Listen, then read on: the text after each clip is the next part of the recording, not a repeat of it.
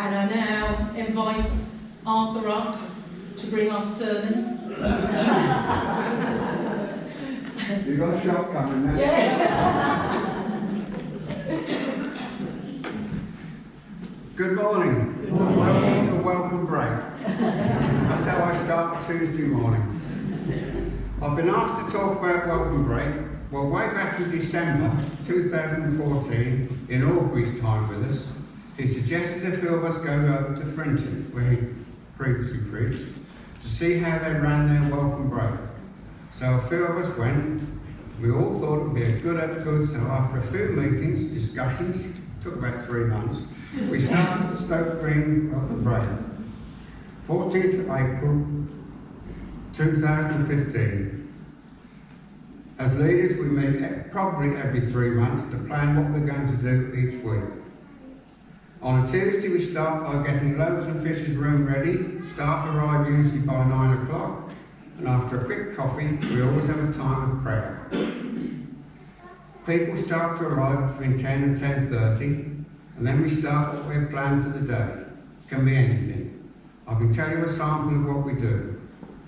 Beetle drive. And we've done photos of Old Ipswich. We have Sandy doing armchair exercises. Well, I don't. We have a sock game. This is where we hide various things in a sock, and people have to try and identify what they are. We do bingo. Well, Graham does bingo for us, which is very popular. We've had various quizzes. We try and fit in at least one a session. Board games are popular. We've had childhood memories, and various people tell us where they lived, etc. Graham has sung various songs for us, and we've had a video of the 1953 floods, which brought back memories for me, having lived not far from Harwich at the time. I remember Mary Jennings talking about her early days living in a village, and Taffy living in a village in Wales. We had a talk on Talitha Coombe, and we also had a talk by Aubrey and Sylvia on our charity Several Support, which is Haven in Romania. We've had the ukulele band here at least 3 times, which people are always pleased to have with us. Our own Heidi has given us a nutrition talk. We had Yorkshire Foods come in a day, and we had a chance to taste the meals, etc. They can deliver. Keeping bees was one of my favourites. Really fascinating work involved to keep bees. We had a dementia lady who gave us a talk, which was very interesting. Hayes and I were very good with the craft making, cards, etc. to suit various occasions, Easter, Christmas. And one of the best for me was a lady called Sophie, who came in with 2 dogs. And she trains them to do various things to help people around the house. But apart from the obvious, collecting posts in newspapers, she told us that they can open up the washing machine, get all the washing out. I nearly went out and bought a dog. Before COVID, we had a trip out to Dunwich for fish and chips, and we've also had Christmas meals at Acorn Village, which is Lawford Manager area. And before I finish, I want to thank Christine, Hazel and Jill for all their help, and also David and Jackie, who are always willing to do a quiz for us. Well, I hope I haven't bored you. If you want to come join us, come along Tuesday, any time after 10 o'clock. We start at 10:30 and finish after Christine's God slot at 11:30. And you'll be made very welcome. Thank you. We've been doing an activity where you had to choose.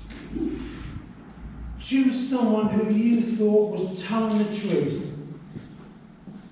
After this activity, I could say, never trust Betty, because not once did she tell the truth. But that wouldn't be fair, would it? Good fun, Simon. Now, people are always trying to con you and trick you. So I thought I'd put you to the test today. Because one of the welcome break things we love doing, I love bringing them in, are riddles. Now, I'm going to ask you a question, and if you think you know the answer, put your hand up like you did at school, and we'll see at who was the first financial advisor in the Bible. Now, we do finish at about 11. It's a good job we only got 2 riddles. Who was the first financial advisor in the Bible? Well, the answer is Noah, because he floated his stock while others were in liquidation. Riddle number 2. A husband and wife, one morning, were in bed, were debating who should get up and brew the tea. Husband said, "You work first, so you should go." The wife replied, "There is a book in the Bible which tells me you should brew the tea." What is the book? Well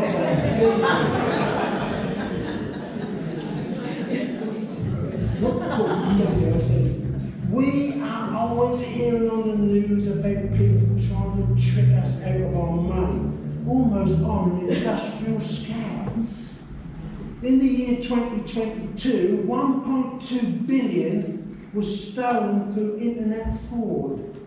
People pretending to be government officials, post office parcel force, Amazon accounts or insurance companies. This year we've had alone a number of calls from people pretending to be from Virgin Media, trying to trick us into partnering with our bank details.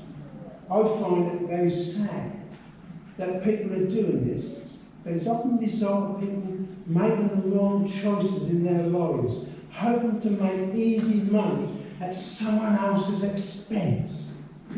The choices that we make can affect the whole of our lives. One of the choices I made when I was when in this church was when I saw a girl at the youth club and quickly fell in love with her. That was my choice. I soon found out that the girl had fallen in love with me. Oh, that was her choice. On this day, September the 10th, there and here, some 46 years ago, we stood in front of this church and we got married. We made our promises to each other. And started. Your turn. We often make each other cry and different things. We made our promises to each other and started out on our journey together. We've made many choices on that journey, and when we look back, we can see God's hand guiding us. The Bible tells us of the choice that Adam and Eve made.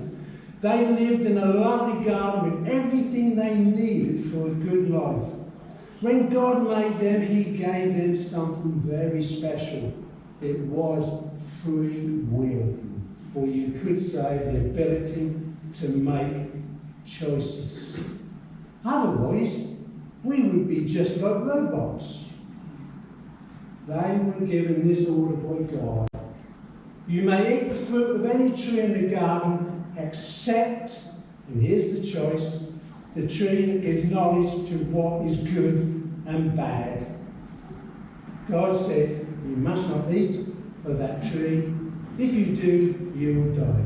We know that Adam and Eve rebelled by eating from that tree, showing a lack of trust and choosing to go their own way after being persuaded by the lies of the evil one.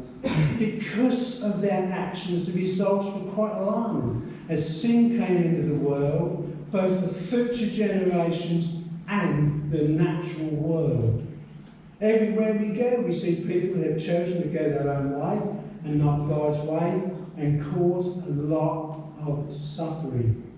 I believe that God is interested in our suffering, hence this wonderful verse. For God so loved the world that He gave His only begotten Son, that whosoever believeth in Him shall not perish, but have eternal life. The gospel in a nutshell.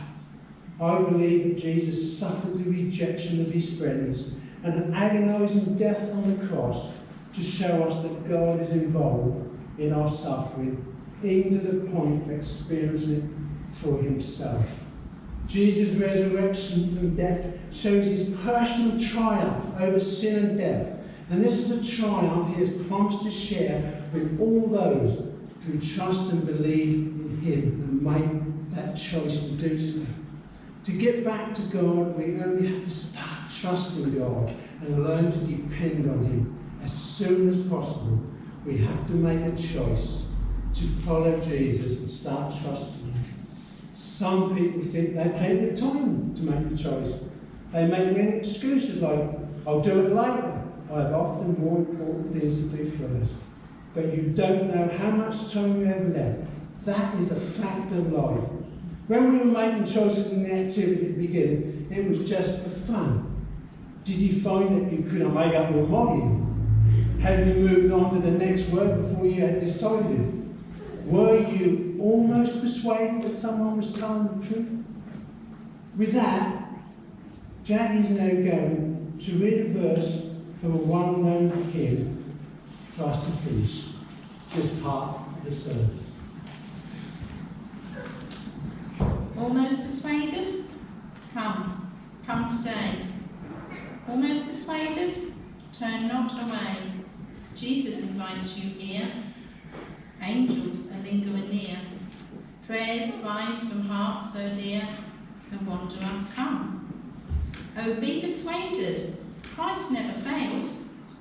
Oh, be persuaded. His blood avails. It can save you from every sin, cleanse you without and within.